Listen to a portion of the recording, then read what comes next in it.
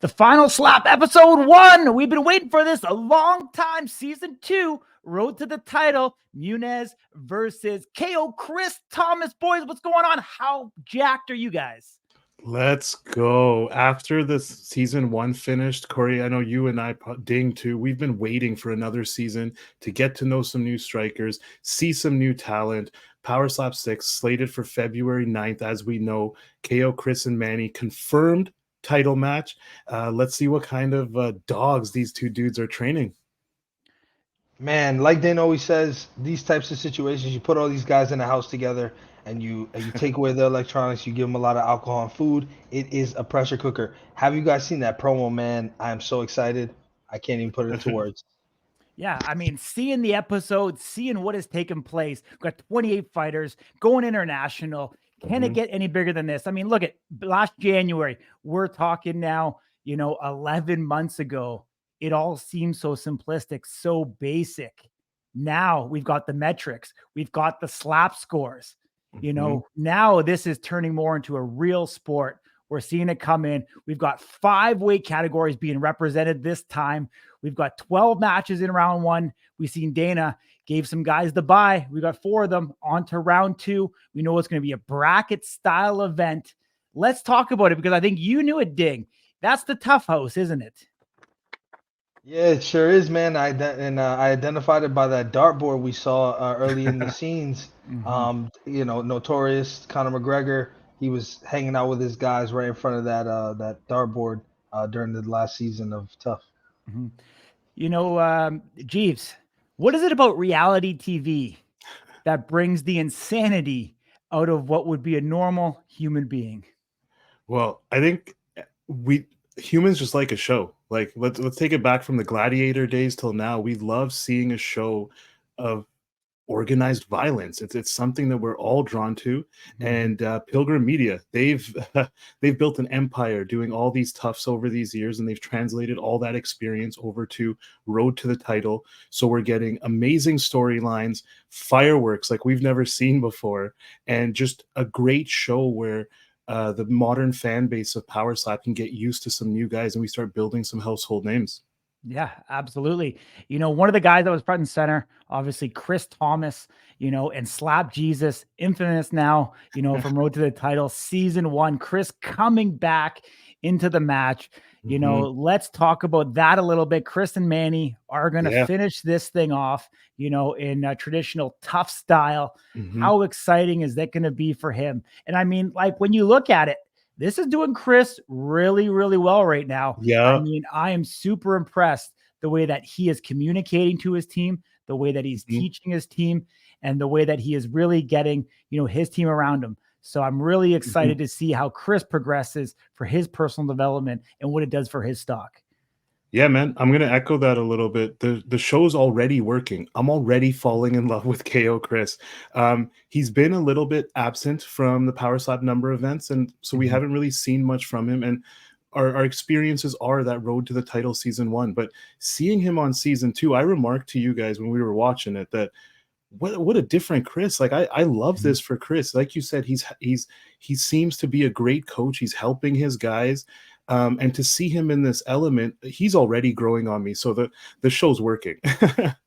Absolutely, it is. I'd say for sure. And seeing Manny too. I mean, Manny's been a quiet guy that has kind of avoided us. Honestly, we don't have a lot of interviews with Manny. And whatever we do, he's pretty short in it. So seeing Manny talk on camera and kind of get out of his shell as well, I think has done him well also. Michael. Absolutely. I think these two guys have put themselves in a really unique position, right? Now they've both been on the reality show twice. They're front and center. And KO Chris is in a unique position. He hasn't been, as Jeeves alluded to, he hasn't been at the numbered events. And so maybe people have forgotten about him. But now you get 12 weeks where you get to fall in love with this guy again. You get to see why he is the welterweight champion of the world. And then we get to culminate it with him returning to defend his championship for the first time. You can't write a better story than that. You can't.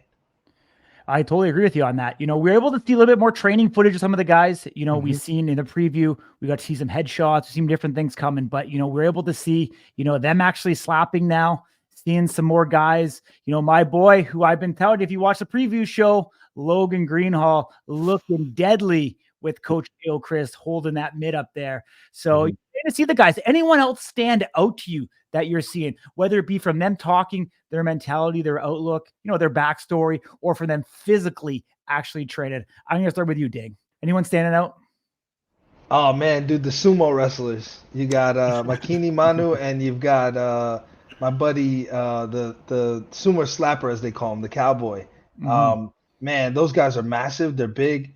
We see a little bit of sportsmanship, and they're messing around with their sumo stuff in the show. But I'm excited about these guys, man. They're big, and I'm interested to see how the sumo experience will translate. I don't know much about sumo wrestlers. I don't imagine you guys do, because bodybuilding and sumo don't really coexist, but I'm very interested to see how all that works out, man. That's different.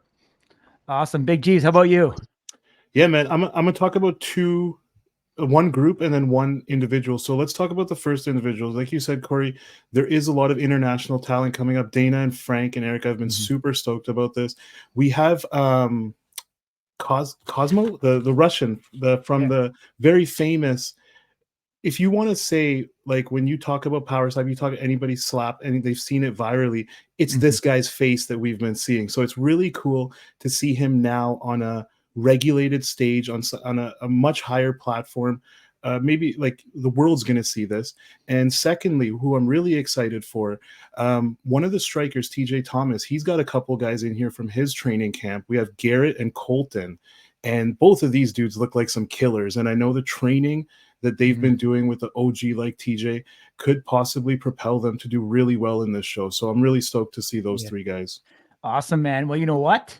We've got Dub Z. We got the little Hawaiian in the house. The little Dub Hawaiian. Z, get in here, my man. Let's go. Let's go. What's up, buddy? How you doing? What's going on? I'm good.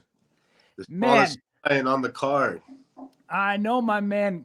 Like, look at where you are now. We connected with you back in June when you were still in MMA. Yeah. It took a little bit of time. The first time you went to Vegas, you had some heartbreak.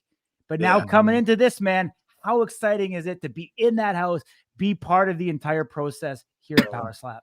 Man, like a dream come true, man, to be honest.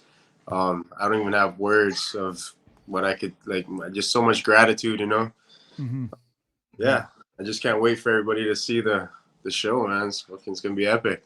Absolutely, man. Getting there, seeing Dana, actually, the entire team. Like, how awesome was it? And was it something that you were, I guess, prepared for, or did it catch you off guard? No, I was prepared for that. I envisioned everything, man. Ever since going to Power Slap 3 and my fight falling out and all that. From that day, I just felt like I was meant to be there. I meant to be around all those people, and I'm gonna be around all these people for a while. And I just knew something in my gut, my heart, tell me that, man, you got to go full force to this thing and jump on that rocket ship and let it go. Did it make you feel at home to have a couple fellow Hawaiians in the house with you? Oh yeah. It was amazing. It was a whole amazing experience. We even had a luau. I can't. You'll watch. You'll see. Yeah. Man, so we see on social media, and we even see with the Hawaiians, it's almost like you guys are fighting for something that's greater than yourselves. There's a lot of culture and history and family pride that comes with your performance. What does it mean to you and your family to make it to this stage and be on road to the title and show the world what you're capable of after, like you said, there's been so many heartbreak. We've been waiting for so long. What does this moment mean to you? It means everything, man. Like I said, man, the tragic, that happened in Lahaina, Maui, in the West Side. The whole time I was on that show, every fight, I thought about them, and every day I thought about just bringing joy and just excitement and just get their mind off of it for just a brief moment, whether it's 5 minutes, whether it's, an hour, however long there is, to just give them some type of joy or excitement, just to get their mind off of that, what they went through and what they're going through, So that was my big motivation to just keep on going. And man, did that give me the fire. Ding, you got anything for Zach?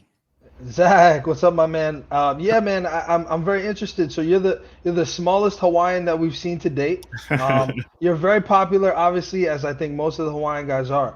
I'm curious what you think about. You have 5 divisions now. We see Hawaiians on both ends of the spectrum, all the way up at super heavyweight, all the way down at welterweight. What are your thoughts on the future of Hawaiians in Power Slap across all the divisions? What do you think we'll see as Power Slap goes global?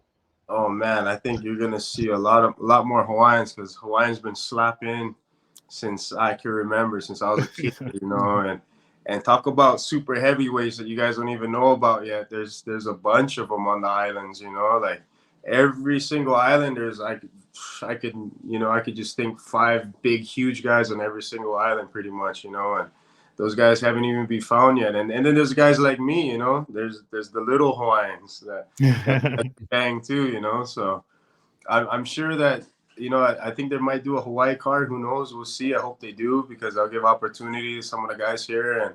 And I believe there's more talent to be found here on the islands for sure. Awesome, Zach. So we've seen round 1, they released the fights. We've got yourself going up against Federico. I don't want you to spoil it, but what can people expect from you in this matchup? Man, just you won't see the calm guy that you see right now. The smile is still there in the fight, but that's like an evil smile, But you're gonna see the monster inside of me wake up, and I just can't wait. I can't wait for everybody to see the monster. I can't let them out. It's illegal. So Yeah. I get to legally let them out, and it's so it's freeing. It's freeing. And Power Slap brought out something inside of me that I needed. Amazing. I really needed it. Awesome, man. Let's talk about your coach, KO Chris Thomas. What did it mean to be selected by him, and the mentorship that he brought? Oh yeah, man. Even beforehand, going into the show, me and him, we're talking. We came tight, and when he picked me, I kind of knew he was gonna pick me. I didn't know when, but when he picked me, it just was like, everything felt just confirmation. Everything just felt so right, training with him, and then we're kind of similar guys, around the same age. Yeah, man, it was, and our relationship just grew even stronger, and we both know one day me and you might fight, this is what we do, so we'll shake hands and we'll go up there and let those 2 cycles go at it. Awesome, man. I mean, I know you used to fight at 155. For the show here, you're fighting at 170. What's your normal walk around weight? And did you have to cut to make it at all? Yeah, I definitely have to cut. I usually walk around high 80s, 190, and if I was fighting for MMA, a good cut for me is around 9 to 11 weeks. But for this, it was 170, and man, I believe I've never lost a fight at 170, even for MMA, so maybe that's the lucky number, who knows? So, but no, I felt great, healthy. I felt even right now, I feel healthy. I'm maintaining what I gotta do to stay intact, and now I know what I can do. I'm gonna up it. Everything that I'm doing is already right. Just enhance it a little bit more, give it a little bit more oomph to it all, Awesome, man. You may not have known it at the time, but looking at the slap score that they developed this time around for Road to the Title Season 2, you actually scored the highest with a 1047. I had no clue until 2 days ago. I was like, oh shit. Yeah.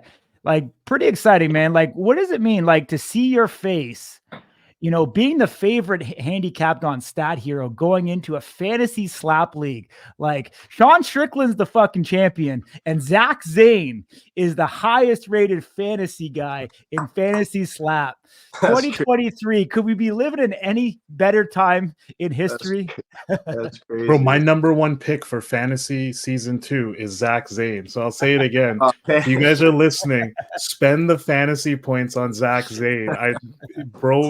you, like, man. Appreciate that. we keep saying he's the little Hawaiian, but I see some fire in the boy, and I think it's gonna come through. Yeah. Oh man, thank you, man. Much love, bro. Yeah. Awesome, Zach. We appreciate you joining, my man. Keep up. Yeah. We look forward to see you on the show. We're gonna get you back again as always. You're a mainstay. You're a friend. You're welcome anytime. Reach out Love to us, you my guys. man. Aloha, Appreciate you it, my dude. guys too. Right on. Awesome, buddy. There we Nice. go. We got Zach Zayn on. Great for him to join us. Let's talk Mhm. about those matchups. As we talked about earlier, we've got 12 matchups in Yep. round one. Let's get into it. Let's Jeeves. go. Super heavies, man. I'm super excited about having this many people compete to come into the rankings. So let's start it off. So we got Jonathan Boone versus Daniel Van Heerden, Evian Scott versus Makini Manu, and Uncle Micah versus Hayden Southall. All of these guys, we kind of saw previews of them throughout the episode. They're all big dudes. Some of the guys have sumo wrestling experience. We saw some American sumo. We saw some more traditional sumo. And it'll be interesting to see how this translates. This is always the question about the super heavyweights is, can the size translate to power? We're seeing a lot with the new measurement of neck strength. We're also seeing that these guys have some of the biggest numbers in this sport with how strong their necks are. So kind of like I talked about in the preview, we might see more defensive type players come out of this, where we're seeing more of the super heavyweight matches go to decision, but it's going to be remain to see. Like I know it's Ding mentioned Evian Scott, the water boy, and I have really high hopes for Daniel Van Heerden, the boy out of South Africa. So we'll see how this one shakes out, but I'm super excited either way. Ding, I know you're pumping a guy in the super heavies. Talk about him, the water boy. Yeah, man, I really do like the water boy. As you mentioned earlier, you know, when you're looking at those slap scores, I believe he's number 3 behind Zach Zayn and Merlis Musikas. And I'm excited for him, man. He seems like a unit. We got to see him in person. Kid seems like he's here for a reason, and I don't think he's going to go down without a fight. Yeah, it's going to be good for sure. Let's get into the heavyweights. Heavyweight matchup that we've got here. We're going to get Mr. Producer to put that back up. I know it starts off with Miles Jackson coming in against Brian Ellis. We've got Logan Greenhalgh, the boy that I've been pumping, versus William Woods, which is going to be taking place actually episode 2 next week. You're not going to want to miss that. We got to see their backstories a little bit. Very, very cool. Jonathan Carrera, friend of this show. Great to see him get another opportunity, another chance. And then we've got Delvin Hamlet. So we've got these guys going in the heavyweight. We know the heavyweight is very, rich at the top. We've got a lot of top end talent in the heavyweight right now. And we've got an opportunity that 5 from 10 is ripe for the picking. We've got 6 guys potentially going in for this live final. And of those, you guys know my pick. I got Logan in there. What about you guys? Anybody else in the heavyweight division that you think we should look out for? I think Brian Ellis looked really good just off stats and how we're going in, but this is a good one to see. So the super heavies, we know that they could either come with lots of power or lots of defensive strength. The heavies, these matches are going to be interesting to see the athlete come out of these guys and see what they can make happen in these divisions, because Power Slap's roster as it stands, the heavyweight division, we've kind of been through every possible matchup, every title, every contender. So these guys stand to, I think, make the most impact right now in coming into the league and supporting some of these divisions. So it'll be excited to watch these guys perform and then to see if they can hang with our OGs from season 1. I'm on to you, Jeeves. I'm on to you. What's you that? Take the highest slap score of every question and take the favorite. Listen. You take every favorite, buddy. Listen, if we weren't picking favorites, what would I be doing here? I'd be fucking I don't know. I see how we you are roll. the experts. We are the experts. are. So without looking at the stats, I've picked 2 favorites. So let's do this. Danny Hamlet in the middle of the slap score right now. Guy that we don't know too much about. Jonathan Carrera getting a second opportunity, didn't fare too well the first time in Power Slap. So I think Delvin could be a bit of a dark horse here. I'd project he gets out around 1. That's my projection on Delvin. I think he gets out around 1. I think he'll have a good show, and And yeah, you never know. Maybe somebody at a lower score of 697 that might be able to give you a little bit of extra fantasy points in there. But Ding, let's have you get in the light heavyweights and let's see what's rocking here.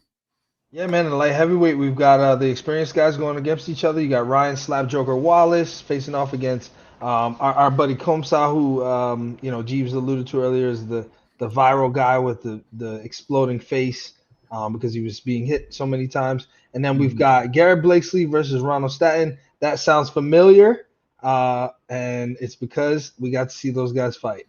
Man, Man, so we already know how that one shook out. That was Yeah, really exciting. I honestly, I feel like both guys wanted to be there. They were dialed in, but there was one guy who just wanted a little bit more. And honestly, I mean, typically these guys on the show ooze confidence. I feel like that was the case in season 1. There's just something different about this crop of guys, man. I mean, you talked about him, Logan Greenhalgh. The guy just has this aura of just, I'm here to stay and I'm not going to lose. And I just think that there's something different about that than in comparison to season 1. Garrett Blakesslee had that energy. Even though he seems like a quieter guy, he still went up there, let his nuts hang, as they say, and got the job done, dude. And what can we say about the guy? I mean, it was impressive. Man. There's a roadmap now. Guys like Ryan Phillips, Static, Ron with Wolverine, Austin Turpin, these guys have paved a way for these guys to stand on something. Because think about it, going into Power Slap number 1, there was no league or there was no sport before that. So now these guys are coming into something more established, and they've seen what character building can do for them. So I think that's where the confidence comes from. They know, like, all right, I just got to be myself and I can become a superstar here. Yeah, no, for sure, man. And let's talk about experience, because it played out at Power Slap number 5. Experience was proven, outdid athleticism. We've seen that really can't be debated from Power Slap number 5. Guy like Ryan Wallace coming in with some previous slap fight championship experience. Yes. We don't know if the coaches picked an order based off what they showed, because they didn't show all of the selections. But Ryan Wallace was picked by KO Chris Thomas with the first pick from what we've seen on television. Obviously, we're not sure how that all played out, but I wonder if that experience played into it. I wonder if KO Chris looked at that experience and said, you know what, I could actually do something with this kid to be able to elevate, even further. We know he's got a chin. We know he's super tough. And do we have his round 1 matchup? Is he going up against Kamsa, I believe? Is that who it is? Yeah. So tough guy, like we said, both experienced fighters in the light heavyweight division, which is really the deepest division in Power Slap right now. Let's talk about the middleweight division. If it's okay, Jeeves, we'll move on. We'll go to that middleweight division, and I'll let you take it if you want, my man. Sure. We got Merlin. I'm gonna butcher this. I've butchered it every time. We got Merlis Muskis versus John Anderson, and then Brandon Bordeaux, another friend of Slap News. We've had some good interactions with him, versus Edward Brahimir. So again, this is one of those divisions that needs guys. So I'm really hoping that these guys can perform. I know we've seen and talked to Brandon Bordeaux a little bit. Haven't really got to see him perform as much as we would like to, just to be able to say something solid about the guy. But the middleweights, they need, I'd say, all of these guys. So hopefully they all make an impression this season to where they can hang around, because we saw it from season 1 and even the second round where Austin Turpin and them were all in. They kept guys around that were impressive. So if any of the strikers are listening and you're on this show, continue impressing them, because you never know when they'll call you back when there's a fight necessary. Absolutely. I mean, Brendan Bordeaux, as you talked about, he's got a story. He's got a mission. I love his workman-like mentality. He's not here just for a good time. He's here to actually make a difference in his life and prove to his children that he's going to do what he set out to do. And so it's really great to be able to see him in this division. The middleweight division, I think, needs some new blood to come in. A guy like Garrett Grimes, I just have a feeling about this cat. Yeah, that I think he looks like a scary guy in the middleweight division. And, totally. I think that a lot of people are going to want to watch out for this cat, because I think he could be super scary, kind of coming into this one here. But Ding, what do you think about the middleweights? Anyone else stand out to you? Man, I mean, we've talked about this at length. John Davis, there's nobody for him. and there needs to be somebody for him. Like you said, I've been excited about Brandon Bordeaux since we featured him on Future Watch a few months ago. We haven't been able to see the guy perform, which stinks, but I'm excited to see what he's able to do this season. And not a whole lot we can say about the other guys because we definitely don't. We know more about Brandon Bordeaux than we know about them, and we don't know anything about Brandon Bordeaux practically. So I mean, we're gonna see. Honestly, these guys all are exciting. Any new blood in the middleweight division is exciting. And we'll see if somebody can earn that number one spot and propel things forward. Yeah, I mean the only striker. Go ahead, man. I just wanted to make a point because you mentioned Garrett Grimes. I mentioned Colton earlier. And then we started the show by talking about there was 4 guys that got a first week bye. So just to let you guys know, like we all saw the episode, but that was Garrett Grimes, Joe Landman, Cody Belize, and Colton Cole. They got that first week bye. So they're not on these matchups, but these guys, they impressed the shit out of Dana White and Frank and Erica, and they got their bye. So I just wanted to cover that again. So in case people were tuning in now and wondering who these guys are, these are the guys that got the first week bye. Yeah, and we also had, I don't know if we've seen him on the show, but he's on the stat here. Oh, we got to see Garrett Grimes. Yeah. But it's not so best moment, it looks like, in the preview for the next episode. Yeah. But I was gonna say Amir Nuruddin. Oh yeah, he's gonna be part of the episode. I don't believe he was there on the show. I think back about it, I don't remember seeing him, but we see him up here on the Stat Hero lineup. The only guy that saw him was in on Vegas season 1, and then back on season 2. Be interesting to see how he folded in the matchups because I don't recall seeing him. Yeah, man, he's the comeback kid for a reason. We've seen him come back over and over and over again. So yeah, he's here to bang. Let's see what he does on season 2. Yeah, absolutely. Last but not least, we're going to get the producer to bring that matchup screen back up for us. And we got the welterweight. We've got Zach Zayn, who we just spoke to, going up against Federico. I'm even going to try to butcher his last name, Jeeves. You can say the first name. I tried. Got Sean Kill Martin and Christopher Debo. Yeah. So the only guy from this list that we've seen, Chris Debo, we've seen him kind of come in and have some ups and downs. Chris Debo went against his coach. Yeah, absolutely. So he's got some of that experience. Be interesting to see how he puts everything together going into this show. When he gets up there, he gets those eyes, man. Something switches in that kid's mind that definitely is very, very different because we know he's calm, cool, collected, normally enjoys his anime. We opened up Pokemon cards with him. So, more of a fun-loving kid outside of it. So we'll see if he can bring it in on this opportunity because it could be the end of the line for him if he doesn't do too well, I think, in the show. So I hope he's able to get it together and make the most of the opportunity. We've hyped Zach Zayn up. Don't know too much about him that we can talk about. Federico, we know nothing of. I believe he's from Italy, actually. Is that correct, Ding? Yeah, man. So Federico freaks me out, man, for a number of reasons. Number one, we didn't know his name. Because he doesn't publish his name. He goes by Jumperline 007, which is freaky. You're right. He is from Italy, and it looks like he's got a bit of a military background just looking at his photos. And one thing that I want to note about this guy, I don't know what's up, and I don't know if he's like a killer or what, but most of his photos, with the exception of the Power Slap promo photos, he has this black line across his eyes, so you can't see his eyes. And something about that, man, it just freaks me out. It makes me really think that this guy's going to be a star. Nice. Yeah, man. I want to make a point about Chris Debo. I think this season could be really good for Chris Debo because we've got to interact with the guy. Chris is a very lovable human being, and I hope this show lets his personality shine. I don't know what the other episodes look like. He might come off like a complete asshole on the show, but I think his personality is great for this. He's very caring. He likes to learn. He's open to conversation and differing viewpoints. I think the show will be good for a guy like Chris Debo. Bro, nobody can ignore the moment of him putting the blanket on Makini Manu, bro. That was so cute, bro. So sweet, dude. Honestly, I'm not even gonna lie to you. He was just. I was honestly impressed. I was impressed by just him being able to showcase that on TV, and I think from all the things that you guys have said about Chris, I think that that's a perfect way to characterize him. Yeah, gonna be interesting, man. We got 5 divisions, 12 episodes. Really great to see that it's expanding. Like everything else, the numbers are expanding. The profit's expanding. The sponsorship is expanding. Actually, we don't even talk about the fighters' paychecks are expanding as well. Yep. So, Let's get a $450 million business. I would hope so. Yeah. Yeah. You know, it's funny. I actually wonder, like Dana's saying that kind of stuff. Do you think it actually puts the company at a disadvantage when it comes to negotiating fighter contracts?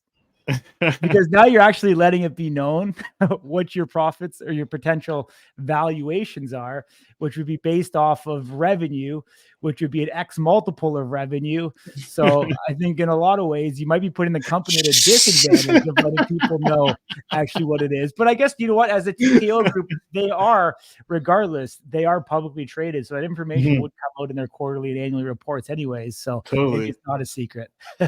We'll flip those power slap checks into TKO shares and you can ride along with them. Totally, man. Totally. All right. Let's, you know what? Let's get into it. I have a little chat here with KO Chris Thomas. Hell yeah. KO Chris Thomas, coach, Road to the Title Series 2. Let's talk about it, my man. How excited are you to be part of this and be squaring off against Manny at the end in the grand finale of this entire journey? Oh, Corey, you already know, I'm super stoked. I'm super excited. I'm just glad that I'm actually back in the action. And I was given the opportunity to show people what I know. And, you know, it's a slap game, but at the same time, there's a lot of different ways and a lot of techniques. And I'm hoping that on this show, they're going to see the way I speak and they're going to be able to learn it. I don't know. The way I show it on the show, I think it's going to be, they're going to understand it better. And that's all my goal was, is to help anybody I could. And, you know, I'm not scared of anybody in my division. So, you know, I'll teach everybody everything I know. And yeah. So, I mean, I'll tell you right off the bat, the way that you conducted yourself, seeing yourself in that moment, truly seeing you in your element, I think you shine. I think this is exactly what you needed. And I think your stardom is going to continue to rise, you know, through and through about it. I mean, I got to talk about the elephant in the room right off the bat. We see you throwing a right hook at Manny. What led up into that moment? Okay. So I'm going to explain the situation to you. That was the next day after everything happened. So the day before that, I was sitting with my team. We're going over film, you know what I mean? And he comes out of nowhere with a present in his hand and his whole team behind him. Well, he gifts me this present. Well, I open it, it's educational books. So like learn how to spell, learn how to read, you know, just making fun of me. Cause sometimes, you know, I misspell or I misread. It's a lazy thing, because if I really took the time to spell something, I would get it. You know what I mean? And, you know, just bullied me, you know, basically making fun of me, brought his whole group into it laughing. And I jumped up, I bounced my chest off his chest, and I says, bullies never last. You know what I mean? That's what that you hear that in the show. But the thing is it sat in my head all night. Like I felt punked out. I felt, you know, I just felt affected by it. You know, I was like, fuck this guy. And I was trying all that the whole time. You can ask any of those head productions there. I was like, I can make weight in 10 days. I said, let's do it. I said, I'm 196 pounds. I'll cut all the water weight off me right now. I'll be 169. I was trying to get him that week. I was so tired of Manny. I mean, there's levels to this game. You're not going to run from 185 and come down to 170 and think you're going to get an easy walk with me, buddy. Mm-hmm. I agree. You know, thank you for, you know, explaining what happened as part of that. You know, Sean Strickland was there. We see Sean in the back. Yeah. You know, how was, you know, connecting with Sean, and did you realize he was there when that whole thing went down? Yeah, Sean has been there. He was there the whole time, you know, beating up my dudes, you know, some of my slap guys. Okay. You know, he was practicing doing his own thing. He wasn't part of the slap, but some of my slap guys, you know, wanted to go challenge him. I says, okay, whatever. You know how Strickland fights. He doesn't lead. You know, you never see his punches cousin, because he doesn't lead with his shoulders when he punches. Mm-hmm. So he sent a couple of my guys out of the show. I think 2 of them. Okay. Really? They checked out. They checked out, bro. Ow, my ribs. So funny, man. That's awesome. You know, seeing you take, you know, we know you can throw a strike, you know, one of the most devastating strikes in power slap. Transitioning from an athlete to a coach, how difficult was that? It wasn't too difficult for me, you know, because it was a slap. Like for some reason, when it comes down to slap or the way the body works with me, like I understand my body and the way it works so well that I was like, fuck, I got slapped down so good that I would love to show people what, you know, and you're going to see throughout the show that some people still don't get the concept of slap. I feel like everybody's overthinking slap. You know what I mean? They're overthinking the way to slap. And that's the biggest problem, because you'll see a few of my dudes slap just like me after I'm done with them. And they're fucking murderous. Yeah. I mean, being part of a reality TV show, there's all types of, unexpected twists. There's turns, the producers, are going to try to put people in situations where there's animosity. Obviously, you were part of it in the first time around. Yes, sir. Going into it the second time, was it easier? Was it harder? Was it different? Oh, I'd say it's more professional the second time around. I mean, I think the diversity and bringing in all the different countries helped a lot, because you got to think a lot of different countries don't fuck around like America fucks around. You know what I mean? So I feel like it balanced out the house. The only issue we were really running into was nobody knew how to do the fucking dishes.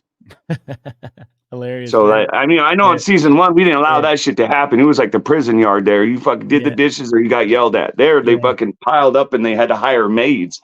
I was like, why the fuck would you hire a maid? You could have called KO Chris. I would have came down and wiped some shit down, did some dishes for an extra $400. You know what I mean? Braid some hair for $400 a braid. Are you kidding me? Yeah. Were you giving your team haircuts too? No, they just hired somebody in, and fuck, I was like, damn, that lady got $400 a haircut. Wow. $400 a braid, I think. Unbelievable. Wild. Yeah. That's crazy. In terms of the selection of the show, we didn't get to see all your picks in the specific order, but let's talk through what aspects and characteristics of the fighters did you use to pick your team? Okay, that's a good question, Corey, because the thing is when I was going through the whole profiles and stuff like that, I wasn't going off them if they're a boxer or a fighter. I was going off the way their background was, the way they were raised, like what they went through and shit like that. I went with all the people that had the hardest life. You know what I mean? The hardest background, I didn't give a fuck if you were 16-0, the best boxer in the world. This ain't boxing, buddy. This is slap game. And you will see a lot of these mixed martial artists, most of these mixed martial artist guys come in and get confused and they don't know how to keep their fucking feet down. I mean, they're just overdoing everything. If you're a mixed martial artist and you have so much pride in that, then keep your fucking feet down. You know what I mean? Keep your feet on the floor and stop the dude to sleep. That's all. It's just people overthinking it. Yeah. Yeah. I mean, as part of the episode, we've seen, Garrett Blakesslee, round 1 KO. What do you think of that kid? Oh, Blakeslee's mine. Oh, Garrett. Yeah, Blakeslee's mine. Yeah, that's my boy. What did I say? Did I not say Garrett, or did I say somebody else? You said Garrett, but I had a brain fart, so I had to check I knew it was Garrett. I knew it was my guy, but the thing was, I had to look at his name, Flacco, because we were trying to figure out his fighter name. I was like, bro, you don't have to figure it out your first fight. You could wait. I didn't get mine till like the third fight.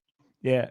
But Garrett is going to be an issue for anybody that stands in front of him. Obviously, we've seen he could take hits and give hits. I don't know if you've seen his fight, but he had a banger at the end. So anybody else on your team that we should watch out for coming up? Oh yeah, we got Logan. I call him Kill Shot. His name's Logan Greenhalgh, aka Kill Shot. That's my boy.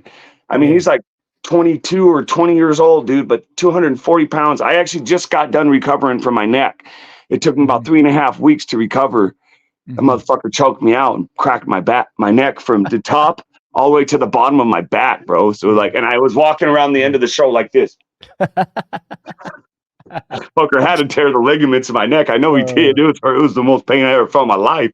That's funny, man. How much did you enjoy that? It sounds like you're wrestling with them, rolling with them, doing different things. Actually having those team building atmosphere. Did you really take it as if those guys were your family? Oh yeah, I got love for a lot of them, dude. And the thing about it is even on the opposite team, bro, I even had faith in, I was seeing shit in the other people. Even if they were on the other team, I still knew that if they were going to win or lose in a way. You know what I mean? I feel like this guy's going to go somewhere, this guy's not. Even you can use your common sense. It doesn't matter which team the person's on. You should be able to feel their energy and feel what they got to bring to the table. Yeah. No, I hear you, my man. How hard was it to see guys go? Obviously, Dana talks about, when they lose, they're gone in round 1 here.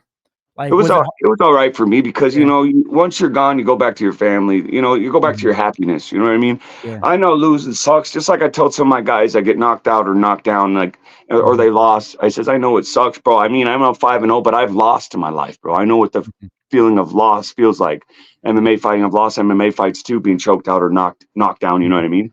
So like I just said, you could just come back bigger and better. But a lot of those dudes, I said, you needed because some dudes come in like heavy, but they're hella chunky. So if you were to chop, take a butter knife and chop half of that off of them, they'd probably be 205er and still need some work. But a lot of people are just coming in here too big, and they're fucking with just like my boy Logan, heel shot. He's 250 fucking pounds, and he's about my height, but he don't look like he's 250 pounds, but he's a brick house, bro. Yeah. I hear you, man. I hear you. We hear Dana talk about the growth of Power Slap, the numbers, the sponsors, the revenue, the views. You being there for, the Road to the Title Series 1 before all of this was even known. Yeah. They're coming around second time. What do you see in the growth? Like, are you actually feeling it? I mean, they went from 8 episodes to 12 now. They got 28 strikers in that house. Like, let's talk about that growth. I feel in the growth of it. Like, I'm seeing all these new people coming in, man, but I'm still broke. You know what I mean? Still broke as fucking could be. But other than that, yeah, they're expanding it. It's going to get bigger. I mean, other than that, I just got to earn my way. I'm just glad I'm back. I'm glad I am back. I'm glad I get to be part of the growth because, being out for 6 months is a big chunk, especially when they put on 4 events. You know how we had Austin Turpin, Star was born basically, and he's blowing up. You know what I mean? And Wolverine's always going to be the big thing. You know what I mean? But like, I don't know. To me, it is getting. Are you there? Yeah, I'm still here, my man. Oh, I just put you full center. Yeah. It's getting big, bro. You can already see it. It's all over the internet, everywhere you look. I don't know. To me, I don't really know much about that stuff, but I trust Dana. I trust what he tells me. He's never lied to me or stirred me wrong. So I trust Dana. If he says it's worth $450 million and it's getting big, then that's what it is. 100%, my man. Now we've got a bit of a gap. We've got 12 weeks leading into that finale. I know what's coming. I know there's going to be a lot of how do I say it? There's going to be a lot of unexpected turns, twists, things that are going to take place throughout this. But how hard is it going to be for you to wait from now until February to get your chance at Manny? It's already been hard. Like, it's so hard. But I've just accepted it. Manny's done. He's fucking done. He's done. I want you better step on me. You better hit me the fucking hardest you ever got, buddy. Cause you're done. You're done, Manny. I promise you on everything I love, dude. Out of the other 5 fights I've already did, I'd never had so much animosity and so much hate in my heart for somebody. And that shit's going to fuel my fire, especially when I'm a high energy guy. You're going to piss me off for one. My energy is going to be super high when I go up there. So even if you hit me and knock me down, my blood flow is going to be extreme. So my ass is going to be right back up, buddy. And I'm knocking your fucking ass out for the way you talk to Dad. Awesome, Chris. Appreciate you, my man. I thank you for joining us here. Hopefully we can get you back weekly. I get you live on camera here, my man. Yeah, we'll see you in the flesh. We'll do something. I got you, brother. I'm sorry, Corey. I love you. All the love in the world for you. You've always been good to us and always, stand by us no matter what. I mean, you've been there through even my personal experiences in life. You've been there for me. So all the love I got for you, Corey. I got your back. Always know that. Appreciate you, man. Much love. Much love, brother. There we are, talking to KO Chris Thomas. Always a good time, man. Always a good time with Chris. Yeah, you said, Chris is growing on you, Jeeves. Yeah, man. After watching that, is he gaining your respect? Sometimes people rise to the occasion when they're put in difficult or stressful situations. And I know going into this wasn't a comfortable thing that Chris was going into, but he is rising to the occasion. Even with this interview that we just watched, he's more articulate. He's more genuine. Like, I don't know how to explain that. Like, he seems more humble. Like, we can actually connect with the guy. I think this shows if anybody builds up, it's going to build up KO Chris to a household name, man. I agree, my man. Ding, anything from that interview stand out to you?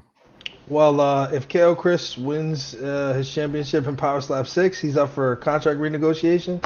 And sounding, if you look at what Dana said during the show, he said he needs to be more professional. So I don't think he won any points with the boss. You know, Jeeves is important, but he's not the boss. So I think I think Chris has got What do you to chill out a mean? little bit. Get prepared, man. And I honestly I thought that you know, he's like Jeeves said, he's really articulate. I think that you could feel like he's really invested. We saw it on the show. He looks like he loves those kids, and he's really invested in their growth. And I think we're seeing a new evolution of KO Chris. We haven't seen him in a long time. We've never seen him in this capacity. I think the guy's coming into his own. Yeah. I mean, he talked a little bit about it. You know, let's talk about Garrett. Let's talk about that fight that we just seen. What did you guys think of that round 1 KO? Lots of power. So we know Garrett's bringing that. So Chris wasn't wrong about that. It's tough on these first round knockouts because now, you know, the way the show is going to pan out is that we're not going to get to see his opponent maybe ever, if not for a long time. So it's tough when this happens, but I loved seeing the power. Great clean strike, good presentation. He looked comfortable up there, Garrett. I'm excited for the kid to see what happens with his career now. Yeah. I mean, he went up against Ronald Staton, which, fellow, Buffalo guy, to Nate Bernard, who recently had a title shot. So we seen, like you said, we seen him there, and thought it was quite interesting. Static AJ Hints is a guy that Garrett wants. Where did that come from? Yeah, I think we were out of left field. I think we were all like, what? Wait, we all had to check our stats. Like, wait, is Static still the champion? But that was an interesting one. Maybe, Turpin said the same thing. The reason he signed up for Power Slap was because he saw AJ Static Hints promo and he wanted to knock the fuck out of him. I don't know if that's a good thing or a bad thing, but if AJ's bringing killers into the league and they all trying to knock him off and it's bringing us great strikers, hey man, let it ride. Static is the battery that makes everything go, it seems, in Power Slap in the light heavyweight division, which is a deep division. Dang. Ronald Staton, from Team Manny, we didn't get to see his offensive. We seen him one strike on the defensive. But how would you summarize this matchup? Yeah, man. I mean, like I said, I think both guys, had a lot going into this fight. I think they were both prepared to get away with that W. It made me call into question. I thought about this, and I'll bring this point up for the viewers. I thought about, why not put the redemption rule in for the show, make things interesting, really give guys a chance to show what they got, and not get, because I mean, if you get knocked out in round 1, you kind of were a victim to the coin toss. But if you have a draw, then the show doesn't move forward, right? It's kind of like it doesn't make a ton of sense. So I understand why they wouldn't do it. I feel bad for the kid though. I think the way he went down was clear as day. I mean, it wasn't even a question. It's unfortunate that these guys kind of lose that chance with something like that. But at the end of the day, you got to be able to do both. Being able to dish a hard slap is not the only thing that'll keep you there. And his buddy Nate Bernard's a good example of that. You got to be able to take a slap as well. It's not a one-sided game. So I like this matchup. Honestly, I think Garrett showed himself in this fight. It was short and sweet. Again, feel bad for the kid who had to go home, but it's the game. Yeah, for sure. I mean, being the host, I get to kind of dictate what goes on, and I'm going to be that guy. Do we think there was either a step or a club or both or nothing that took place in this matchup? I think he two-stepped to the club. You did. That's a great way to put it, man. He two-stepped his way into the club. Listen, the unified rules of road to the title, because that was not those were not legal blows, that was not a legal blow in two different ways. And I mean, it is what it is, man. I guess. Listen, okay, being that this is brought up, let's preface and say this. These are all new guys to Power Slap. They're all coming from various backgrounds, sometimes with no athletic backgrounds. We are going to see this. To the listeners, we're not being critical. We're just reporting on what we saw. But I don't think this is the last of this kind of thing that we might see on the season. We saw it on season 1. We saw it get better through the numbered events with the guys who were on season 1. So it's one of those situations where, it might just happen because they're so new to this. Yeah, I mean, you know what? It's going to make a good social clip. I love how he just said it. We got to run over and we got to copyright and trademark that one.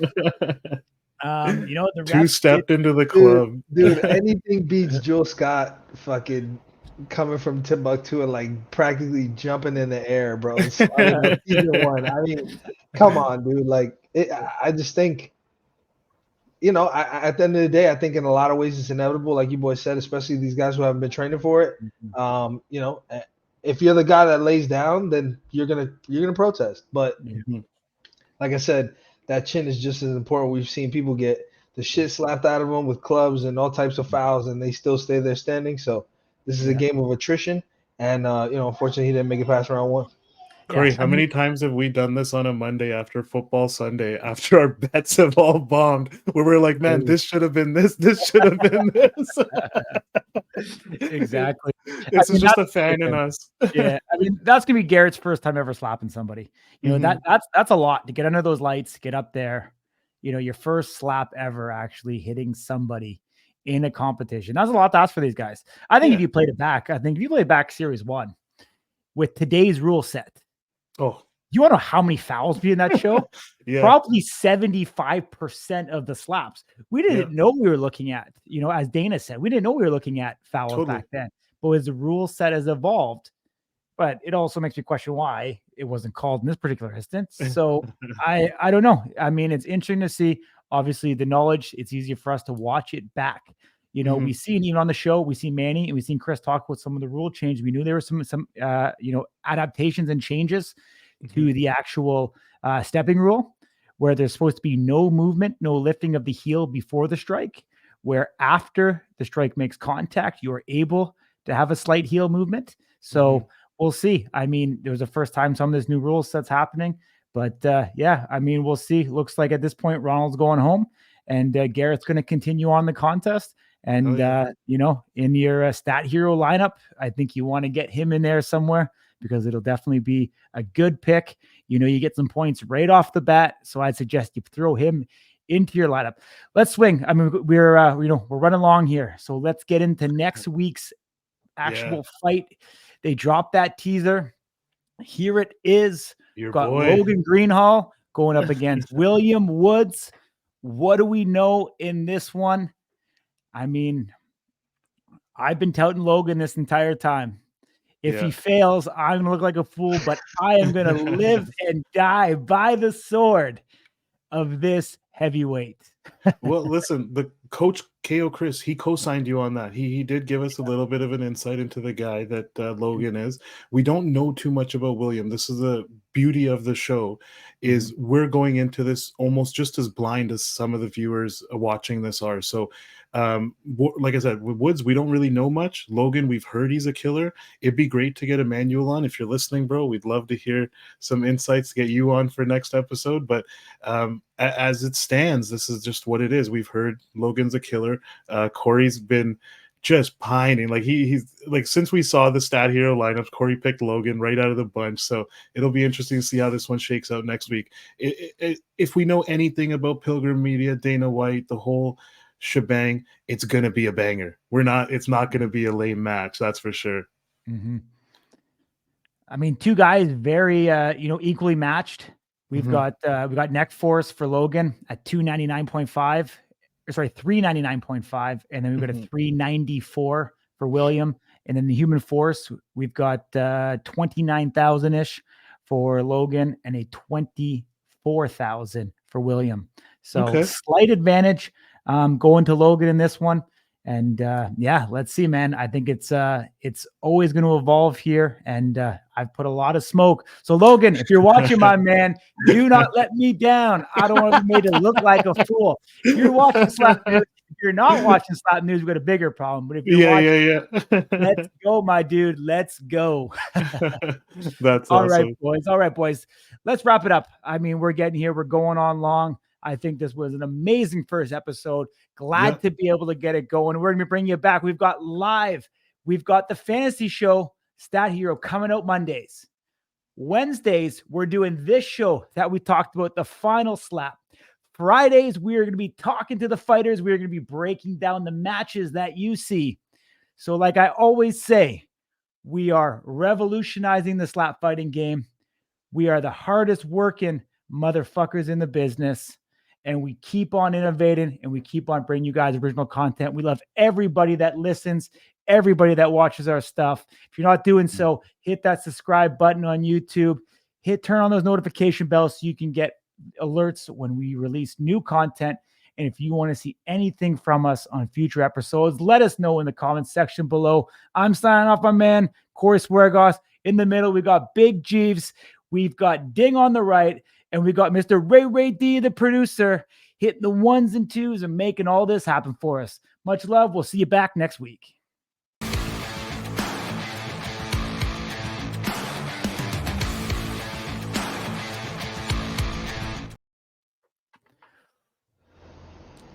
Let's go.